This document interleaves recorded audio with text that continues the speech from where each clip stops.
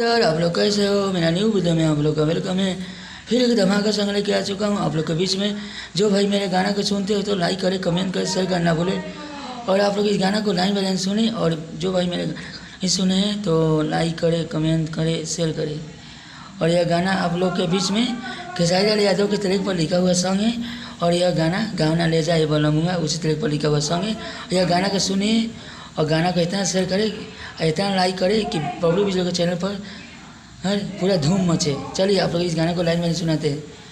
घामा घामा घूम तारू हो करिया गइल बा, जब से चढ़ल बा चैतावा मुँह करिया गइल बा, जब से चढ़ल बा चैतावा मुँह करिया गइल बा।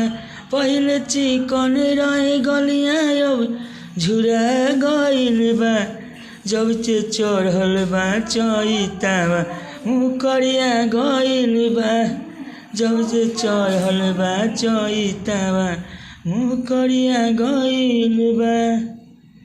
यह खेसारी लाल यादव के ट्रैक पर लिखा हुआ सॉन्ग है। चलिए अंतरा सुनाते हैं। अंतरा आप लोग को मन अंतरा तो भाई के लिए लाइक करें, कमेंट करें, शेयर करना भूले। चलिए केतनो तो पाउडर क्रीम तो लगाए, तब नहीं के जाते हमर गाल के गोराई। यहाँ दो गाना है।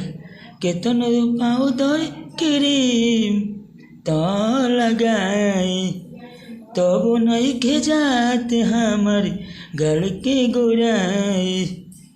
घर में केतनो रही मुँह करिया गइल बा, जब से चढ़ल बा चैतावा मुँह करिया गइल बा, जब से चढ़ल बा चैतावा मुँह करिया गइल बा। यह अंतरा है। चलिए अंतरा तू सुनाते, अंतरा तू सुनिए और भाई के लिए लाइक करें, कमेंट करें, शेयर करने ना भूले। और आप लोग के यह चैत के गीत लिखा हुआ सॉन्ग है।